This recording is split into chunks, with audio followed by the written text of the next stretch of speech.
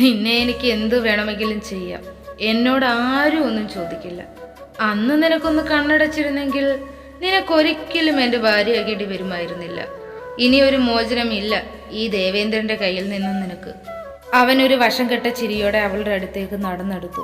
പുറത്ത് മഴ നന്നായി തന്നെ പെയ്യുന്നുണ്ടായിരുന്നു. മിന്നലിന്റെ വെളിച്ചത്തിൽ അവൻ അവളുടെ മുഖത്ത് മാറി മറിയുന്ന ഭാവവ്യത്യാസങ്ങൾ ശ്രദ്ധിച്ചിരുന്നു. എന്തടി നിനക്കൊരു പുച്ഛം? അവൻ തൻ്റെ അടുത്തേക്ക് നീളും തോറും അവൾ പുറകിലേക്ക് പോയി ചുവരിൽ തട്ടി നിന്നിരുന്നു. ഞാൻ പറഞ്ഞില്ലേ, എനിക്ക് നിന്നെ എന്തു വേണമെങ്കിലും ചെയ്യാം. ആരും ഒന്നും ചോദിക്കില്ല എന്നോട്. കാരണം നിന്നെ നിന്റെ വീട്ടുകാർ എനിക്ക് വിറ്റു എന്ന് തന്നെ വേണമെങ്കിൽ പറയാം. അവൻ ചുമരിൽ അവളുടെ തോളിനിരു സൈഡുമായി കൈ കുത്തി നിർത്തിക്കൊണ്ടായി പറഞ്ഞു. നീ പറഞ്ഞത് ശരിയാണ്. എൻ്റെ വീട്ടിലെ അവസ്ഥ നീ മുതലെടുത്തു എന്ന് പറയുന്നതായിരിക്കും ശരി. എൻ്റെ അച്ഛനെയും അമ്മയെയും ഒരു പക്ഷേ നിന്റെ ഭാഗത്തേക്ക് കൊണ്ടുവരാൻ നിനക്ക് കഴിഞ്ഞേക്കാം. പക്ഷേ എന്നെ അതിന് കിട്ടുമെന്ന് നീ നിന്റെ സ്വപ്നത്തെ പോലും ചിന്തിക്കേണ്ട. നീ പറഞ്ഞത് ശരിയാണ്. നിനക്ക് എൻ്റെ ശരീരത്തിൽ എന്തു വേണമെങ്കിലും ചെയ്യാം. അതിനാരും നിന്നോട് ചോദിക്കാനും വരില്ല, പറയാനും വരില്ല. നിന്റെ ബലത്തിനു മുമ്പിൽ ഞാൻ ഒന്നുമല്ല. നിനക്ക് എൻ്റെ ശരീരം സ്വന്തമാക്കാൻ കഴിഞ്ഞേക്കും. പക്ഷേ എൻ്റെ മനസ്സ് അതൊരിക്കലും നിനക്ക് കിട്ടില്ല. അതിന് ആർക്ക് വേണം നിന്റെ മനസ്സ്? ഞാനൊന്ന് മനസ്സ് വെച്ചിട്ടുണ്ടെങ്കിൽ അത് നേടിയിട്ടേ പോകൂ. അതിന് നിന്റെ കാര്യത്തിലാണെങ്കിൽ പോലും സംസാരിച്ചു കളയാൻ സമയമില്ല. എൻ്റെ ഓരോ സമയവും വിലപ്പെട്ടതാണ്. അതുകൊണ്ട് കൂടുതൽ ബലപ്രയോഗങ്ങളൊന്നും നടത്താതെ എനിക്കങ്ങ് വഴങ്ങി തരുന്നതായിരിക്കും നിനക്ക് നല്ലത്. നീ എൻ്റെ ദേഹത്ത് തൊട്ട് കഴിഞ്ഞാൽ പിന്നെ നിനക്കെന്നെ ഒരിക്കലും ജീവനോടെ കാണേണ്ടി വരില്ല. എൻ്റെ ആവശ്യം കഴിഞ്ഞാൽ നീ എന്തോ ചെയ്തോ, അതൊന്നും എനിക്കൊരു പ്രശ്നമേ അല്ല. AC-യുടെ തണുപ്പിലും അവളുടെ ശരീരം വിയർത്തത് അവൻ അറിഞ്ഞിരുന്നു. നിന്നെ എന്തിനാണ് മോളെ ഇങ്ങനെ വിയർക്കുന്നത്? അവൻ അവളുടെ കഴുത്തിലെ വിയർപ്പ് തുള്ളികൾ തൻ്റെ കയ്യിൽ തുടച്ചു നീക്കാൻ പോയതും അവൻ ഫോൺ റിങ് ചെയ്തു. അവൻ തൻ്റെ ഷർട്ടിൻ്റെ പോക്കറ്റിൽ നിന്ന് ഫോൺ എടുത്തു. ഞാൻ പറഞ്ഞിട്ടില്ലേ എന്നെ ഇങ്ങോട്ടേക്ക് ചുമ്മാ വിളിച്ച് ശല്യപ്പെടുത്തരുതെന്ന്? എന്നാൽ പെട്ടെന്ന് തന്നെ അവൻ ഫോൺ പോക്കറ്റിലിട്ട് അവളെ ഒന്ന് നോക്കി. ഇപ്പോ നീ രക്ഷപ്പെട്ടു എന്ന് കരുതണ്ട, ഞാൻ വരും. അത്രയും പറഞ്ഞ് അവൻ അവിടെ നിന്നും പോയി.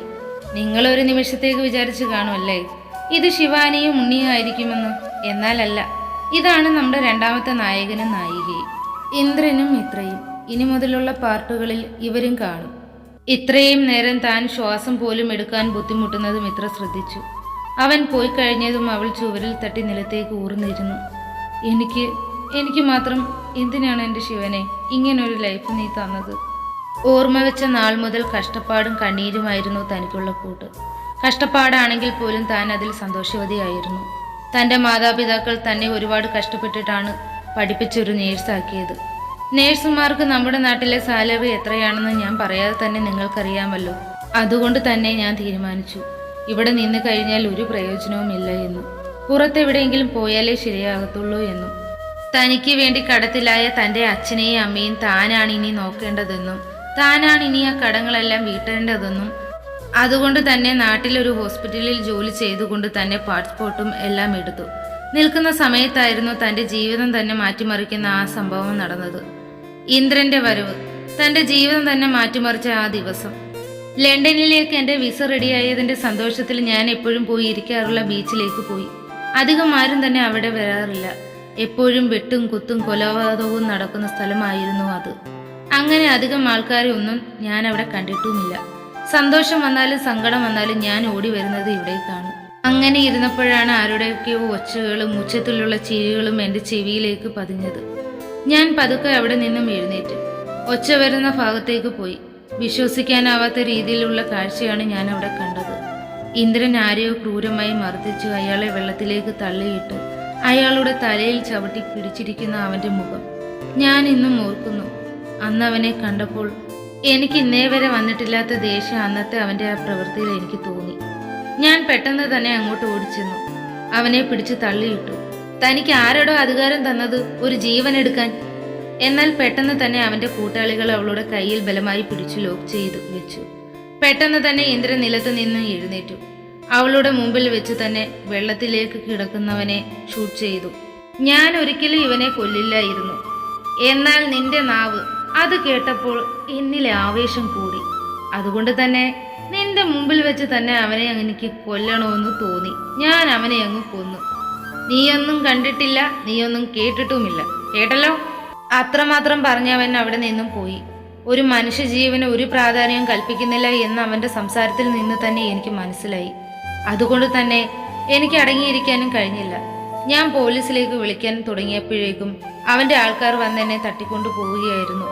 ബോധം വീണപ്പോൾ ഞാൻ എൻ്റെ വീട്ടിലാണ്. അവനും ഉണ്ടായിരുന്നു കൂടെ. എന്നെ കുറേ പേർ ചേർന്ന് പീഡിപ്പിക്കാൻ ശ്രമിച്ചു എന്നും ഇന്ദ്രനാണ് തന്നെ അവരുടെ കയ്യിൽ നിന്നും രക്ഷിച്ചതെന്നും അവൻ വരുത്തി തീർത്തു എൻ്റെ വീട്ടുകാരുടെ മുമ്പിൽ. ഞാൻ എത്രയൊക്കെ സത്യം പറഞ്ഞിട്ടും അവർക്കൊന്നും അത് ഉൾക്കൊള്ളാൻ കഴിഞ്ഞില്ല. അച്ഛൻ പറയാതെ തന്നെ അച്ഛൻ്റെ കടങ്ങളെല്ലാം വീട്ടാനുള്ള പൈസ കൊടുത്തു അവൻ. പകരം അവൻ ചോദിച്ചത് ഒന്ന് മാത്രമാണ്, എന്നെ കല്യാണം കഴിച്ചു കൊടുക്കുമോ എന്ന്. ഇത്രയും നല്ല മനസ്സുള്ള ഒരാളെ മരുമകനാക്കുന്നതിൽ അവർക്കും ഒരു എതിർപ്പുമില്ലായിരുന്നു. പിന്നെ എല്ലാം വളരെ പെട്ടെന്നായിരുന്നു. ഇതിനിടയ്ക്ക് തന്നെ ഞാൻ പോലീസ് സ്റ്റേഷനിലേക്ക് പോയി മൊഴി കൊടുത്തു. എന്നാൽ അവിടെ ഇരിക്കുന്നവരും അവൻ്റെ ആൾക്കാരായിരുന്നു. ഈ കല്യാണം പോലും അവൻ്റെ രക്ഷയ്ക്ക് വേണ്ടിയാണ്. ആർക്കും ഒരു സംശയം തോന്നരുതല്ലോ. എന്തുകൊണ്ടോ നിറഞ്ഞിറങ്ങിയ കണ്ണുനീർ തുള്ളികൾ വാശിയോടെ അവൾ തുടച്ചു നീക്കി.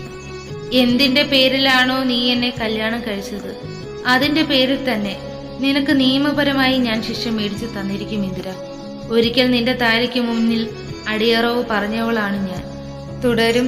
ഇതൊരു ചെറിയ പാർട്ടാണ്, എനിക്കറിയാം. ലെങ്ത് ഇല്ലെന്ന്, ഇത് വെച്ച് അഡ്ജസ്റ്റ് ചെയ്യണം. നാളെ മുതൽ ഇതിലും വലിയ ലെങ്തിൽ സ്റ്റോറി ഇടുന്നതായിരിക്കും. ഞാൻ തുടക്കത്തിലേ പറഞ്ഞു, ഈ സ്റ്റോറിയുടെ ഫസ്റ്റ് അല്ലെങ്കിൽ സെക്കൻഡ് ഹാഫ് ആയപ്പോൾ മുതലേ ഞാൻ പറയുന്നു, ഇതിൽ ഇനിയും ക്യാരക്ടേഴ്സ് വരാനുണ്ട്.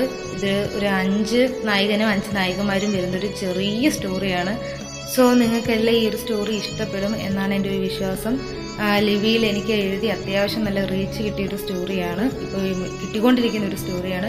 അപ്പോൾ നിങ്ങൾക്ക് ഇഷ്ടമായ like, comment, share and subscribe ചെയ്യാൻ മറക്കരുതേ.